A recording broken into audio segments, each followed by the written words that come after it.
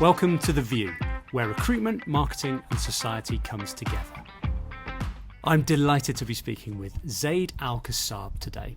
He's the Chief Marketing Officer for Channel 4. Prior to that, he'd led huge teams at P&G and BT. He's also recently held the Inclusion and Diversity Director role at Channel 4.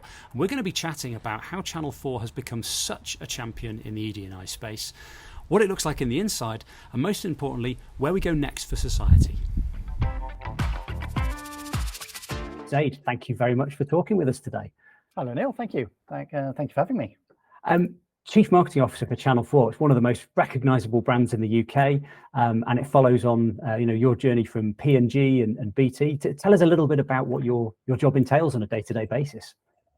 Oh, goodness. Well, it's certainly a fun job because Channel 4 is a very enjoyable and purposeful place to work, because Channel 4 was set up to, make challenging content, make sure it's inclusive and diverse as the British population is, change how entertainment works. It's always a very dynamic place, and I really enjoy the job because I spread across everything from digital product, the apps that you use on your telly or your phone, to digital and traditional marketing and comms, and also to in-house agencies, a creative agency which makes most of our output, and a digital content agency which makes the content that you see on social media and stuff like that. So it's a really diverse job.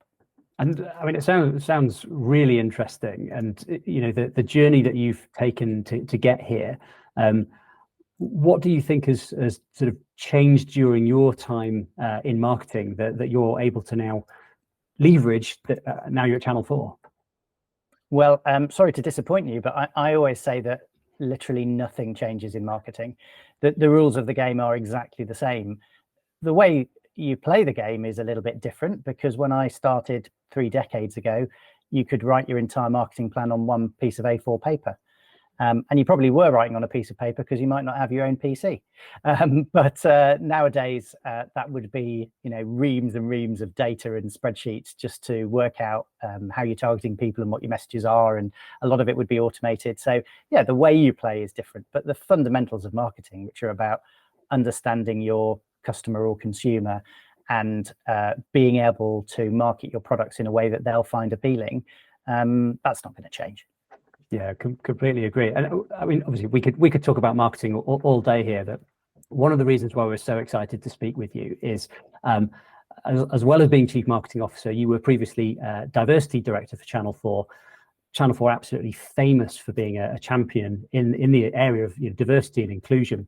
So I wonder, what is it that led you to that? Is there something about your background that gives you a passion for that topic? Well, yes. I mean, I was privileged that during my CMO tenure, I also had a couple of years where I was the executive leader of the inclusion and diversity stuff that we do. I'm pleased to say it's such a big topic that we now have a dedicated executive role for that, and I think that's the right thing. But my interest goes back way before that.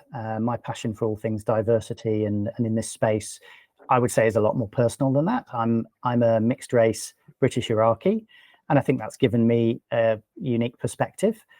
Unfortunately, if you're someone who's mixed race or more diverse ethnicity, then I think you do experience racism in Britain.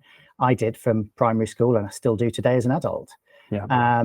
But actually, I think everyone has diversity in their family in one shape or form. I mean, if it's not race, it might be disability, sexuality, neurodiversity. So I think diversity and inclusion is a subject relevant to everyone. And it's almost impossible to find someone who doesn't experience that themselves or their immediate family or their close friends. So I think it's just an incredibly important topic. I've always been passionate about it. And for me, it's not only about what's morally right, although, I do ethically believe in fairness and treating people equally and giving everyone the same chance. For me, it's also about diversity of thought, makes businesses more innovative, more aware of their customers, more resilient when times are tough. So it's much more than the characteristics you bring to the table for me when I say diversity. It's diversity of your workforce or diversity of your life.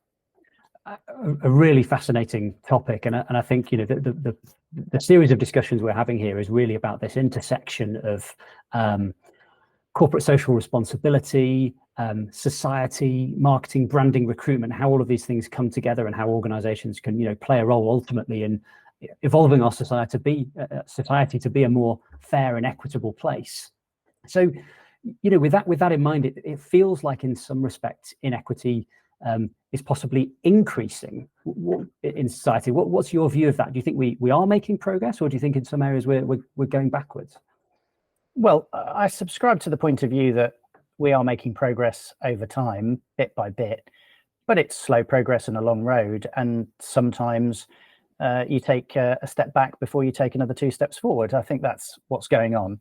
And I certainly don't pretend that I have the solutions to such a huge topic. I mean, you'll need experts and government intervention and, all sorts of things to change across society on a journey to a more inclusive, society for all of us. But I do think companies can have a role in their own sphere, with their own employees in doing their bit. And I guess that's what we'd really like to touch on the most in terms of, that role organizations have. As I said, I mean, Channel 4 is so well known for being, not just an inclusive brand, but leading the way in so many areas with, on-screen talent, off-screen talent, the marketing, the brand. How do you think that? How do you think organizations can aim to do what Channel 4 is doing? And if Channel 4 is the sort of lighthouse brand in this area of an organization that seems to be doing things the right way. Well, I don't think Channel 4 is perfect by any means.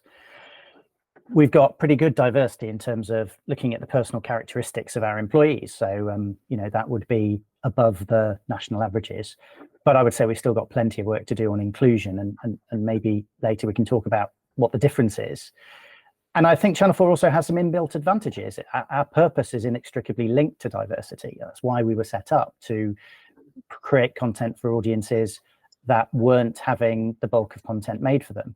So that's why we, were the first place to have a lesbian kiss on the telly, and the first place to have a black sitcom, and the first place to have an Asian news program, and so on. So it's a little easier if that's your whole purpose in life. The content we make is there to encourage inclusion. But I do think we can learn some things from the approach that many before me have taken at Channel 4. And I think it all starts with companies getting their own house in order and getting the basics right. So some things are pretty obvious. Do you have fair pay? I mean, that's a legal requirement, but have you checked? Yeah. Do you have the measures in place to make sure that is happening? And then once you have that basic, do you set objectives for the diversity of your workforce? And do you track them? And do you publish those results and hold managers accountable for those things?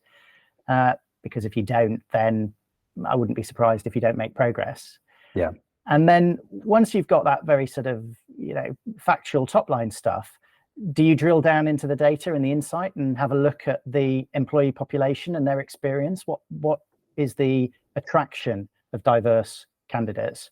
How do they progress through hiring, and do they get offered jobs in the same proportion as they applied? How do they progress through the company, and do they get promoted? What's their turnover? Are they leaving in disproportionate numbers?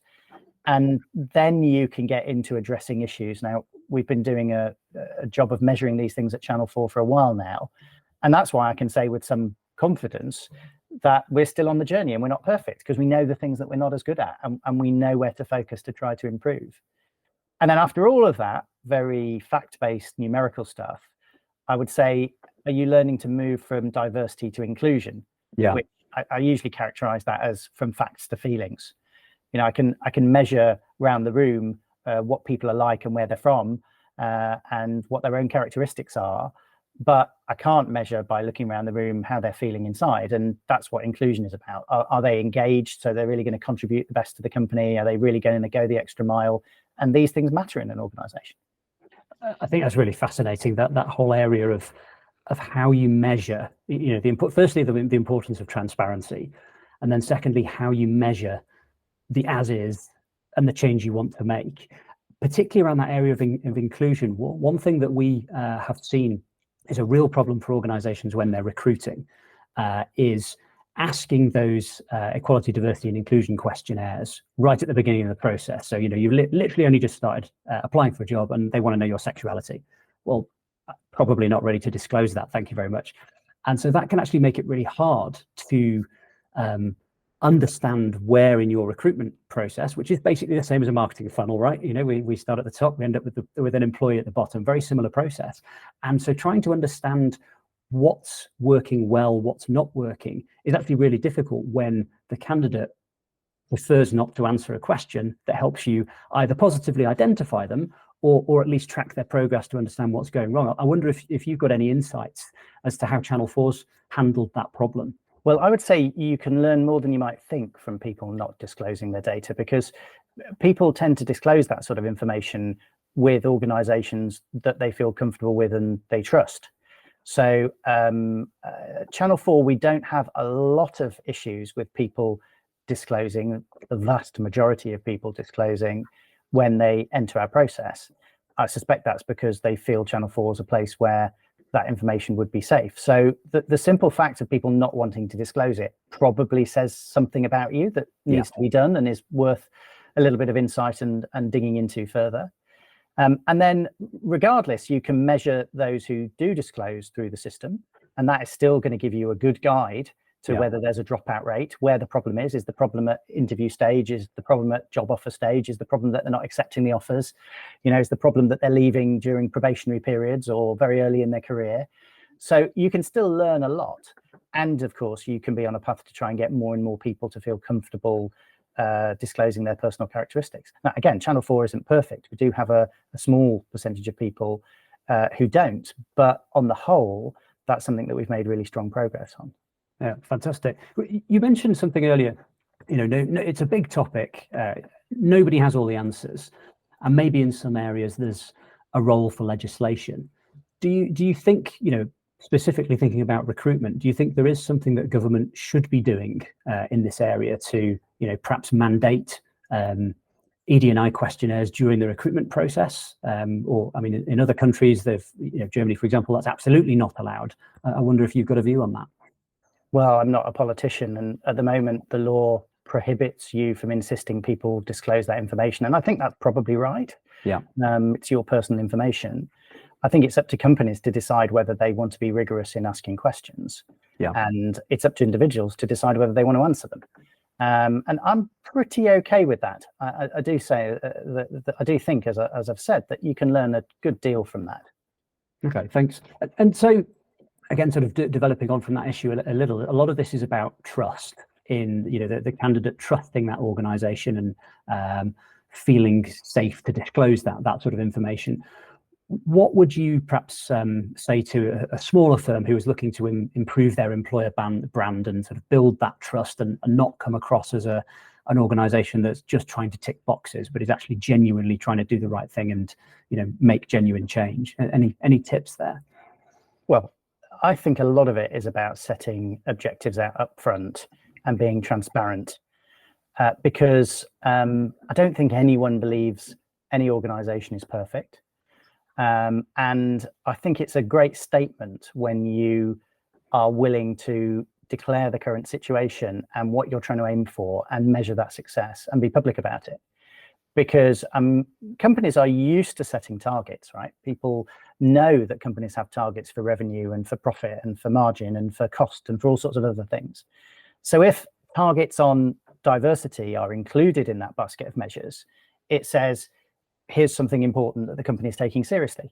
Now, they don't always hit their targets for revenue or profit, and they won't always hit them for diversity either. Yeah. But if it's amongst a small group of measures that are called out, it says something about the determination. People know that companies are targeted on things. They know that individuals have their bonus paid for hitting targets, and it will declare this is important. I mean, on the contrary, I think not having targets for diversity is like a great big red flag saying this thing ain't important.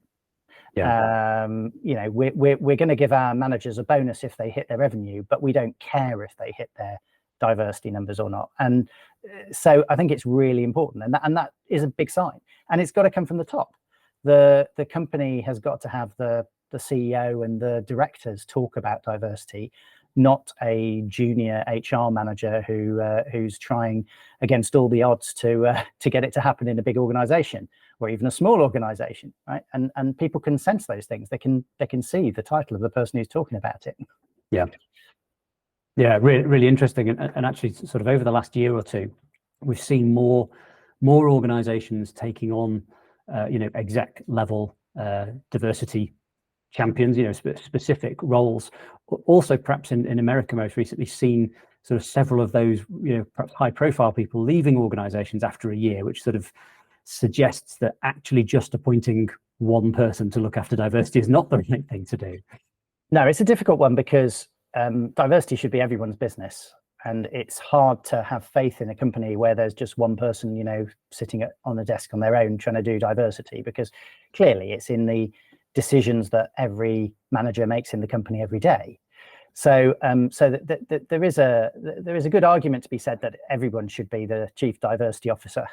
But on the other hand, when we have new things that we're trying to drive more importantly than others, we have a tendency in most organizations to call them out and name them and put someone in charge. So I think depending on your state of development as an organization, it can be the right signal.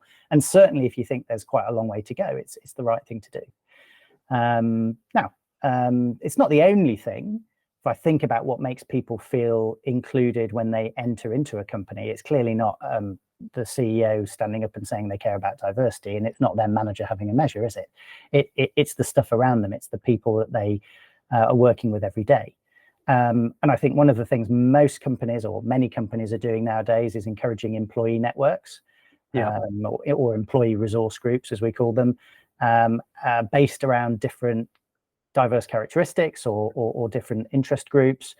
And that's a brilliant way of making people feel comfortable, because you instantly can latch on to a group of people who care about those things, who champion those things, who want to talk about those things, who want to make progress together. It's kind of like a way of sort of putting your hand up and saying, look, I really care about it. Yeah. So, I mean, expanding on ERGs then, I know that's something that's been very successful at Channel 4. What other sort of initiatives have you put in place that people have seen, participated in, that have really helped from a culture and recruitment perspective? Yes, certainly we've done some of that. I mean, I have to admit, a lot of it comes from the ERGs, because they're an instant source of ideas and of spotting potential issues and of ways of improving. So, for example, our menopause policy and our pregnancy loss policy at Channel 4 both come out of the For Women ERG, which is the network that's been looking at those sorts of things, and they bring them forward to the company, and then we say, well, that's a fantastic idea, let's do it. What help does it need? Do you need some HR resource to make that come to life? And how do we endorse it? But there are other things we've led from the centre. So, for example, we have an initiative called Inclusion Passports, and Inclusion Passports was built off an idea that a lot of companies use called disability passports, which is, by law, companies are required to make adjustments for people based on disability. Yeah. And we took that a step further and said, well, hang on, there are lots of ways in which people would want to feel more included, well beyond disability. And they may be quite concrete things to do with their diverse characteristics, or they may be softer things to do with their lifestyle, their work-life balance. So, their caring responsibilities, for example, or something like that they do in the community. And those things still matter because they make people feel included. And so if we can engineer a way that people will have a formal chance with their manager to talk about those things, as I say, it could be a legal requirement like a disability, but it could also be, I'm a carer because one of my parents is in need of care at the moment, and that means I'd like a little bit of flexibility on the following things. It just provides that forum, that little nudge. It doesn't solve it. You still need a manager who'll be sympathetic and listen and be able to create the right environment. But it just provides a little help, because it's a formal moment for people to say, I kind of have the right endorsed by the company to have this conversation. Yeah, fascinating. I love the idea of an inclusion passport. And how does that manifest? Is that sort of something that happens during the sort of interview shortlist process, or is that a sort of offer stage, or once somebody's joined the organization? How does it work? It's actually open to everyone who's an employee in the organization to have that conversation with their manager, to put it down on paper, and for that paper to be in the system confidentially, accessible by the individual, but registered and usable by them. And so when they change manager, they can pull out that record and say, here's a record of what I agreed with my previous manager based on the following things. And that's very useful. Or when they're in a situation where their needs aren't really being met, they can pull it out and say, we talked about this need, and I'd really appreciate some flexibility to allow me to thrive here. So, I think things like that are just ways of having little conversations that you wish were happening all the time anyway. But let's be realistic. In many organizations, they're very busy, it's very stressful, people don't know what they don't know, managers are probably being pulled in all directions. It's just ways of nudging people. Absolutely. And I mean, with that of the context of everybody's always busy, they've always got a day job to do, there's several different ERGs, there's all sorts of other priorities. How do you go about deciding what are the next initiatives to develop?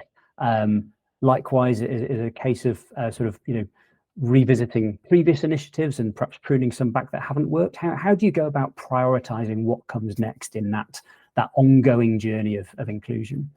Well, obviously, if you're measuring things, then it's a little bit easier because you'll get some data that says, here are the areas that are going great and here are the areas that need addressing. If you've got your ear close to the ground with the employee networks, you've got a ready-made feed of, here are the things that we think can be improved. So I very much let the insight and the employees drive that. I don't think a top-down approach. Top-down endorsement, yes, absolutely, and top-down championing of the policies and top-down vision and explaining the importance of things, but not top-down choosing of what to do. I think that's got to come from the employees. Yeah. So I'm interested in the sort of area of psychological safety as well, in terms of people feeling able to participate and willing to be vulnerable with their own conditions and things like that. You've led some huge teams in the various organizations you've worked with. How have you gone about sort of creating that environment of trust, psychological safety that seems to be so important? Well, I think it starts with showing that you care and walking the talk, right? So making it an acceptable conversation and a part of business. I think a lot of businesses are a little bit blind to the fact that how their employees feel is such a huge driver of their success. So they can engage their employees in the office in lots of very important sounding conversations about, the priorities on the business and the revenue that week.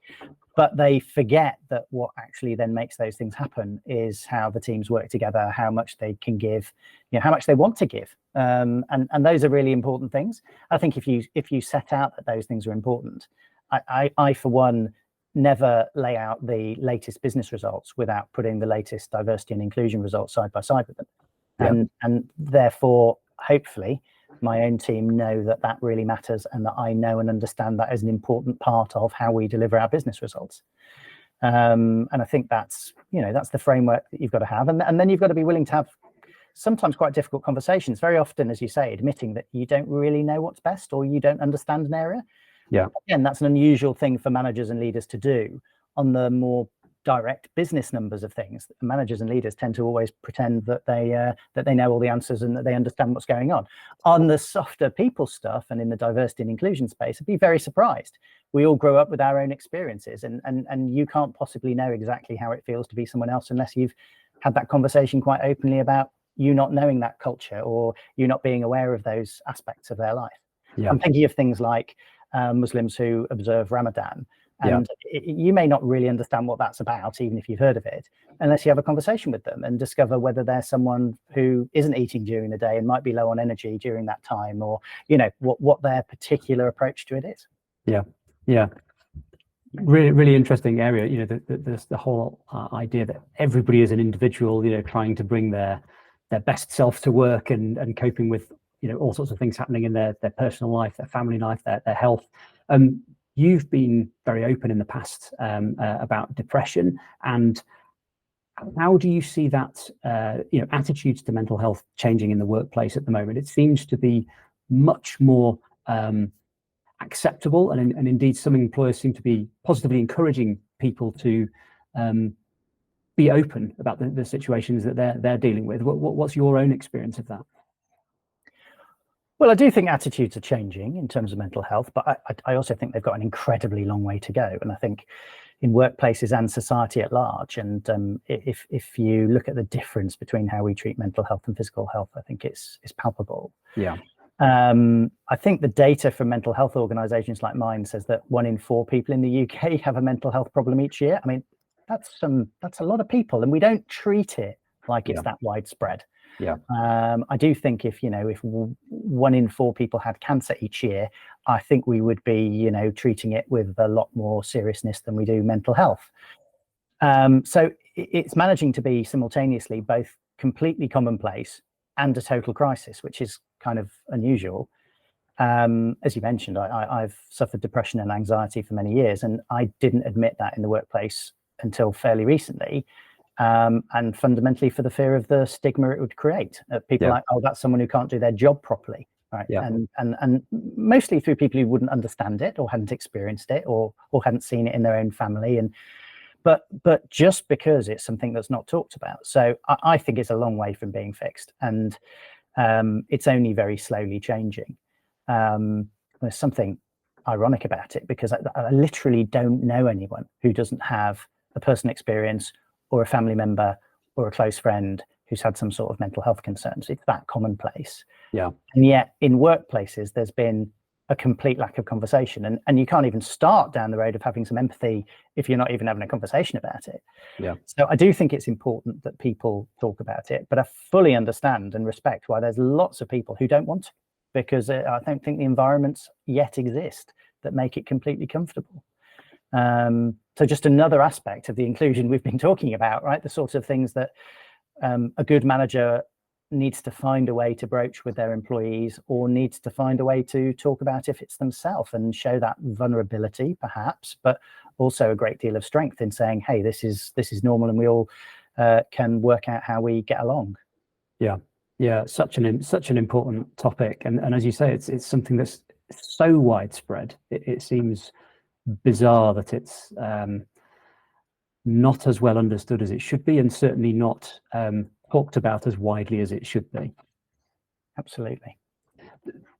I want to sort of finish up with, there was a very recent documentary on Channel 4 which was fascinating.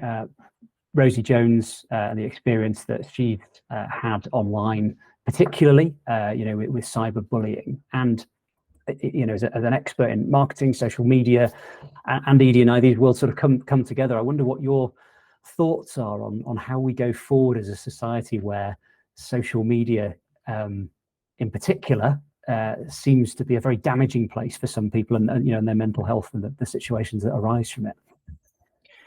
Well, you could imagine at Channel 4, where we have a particular direction towards young people, we've done quite a lot of research into this sort of thing. So I would say, firstly, I don't think the data is conclusive that social media is quite the negative that everyone talks about in the popular press.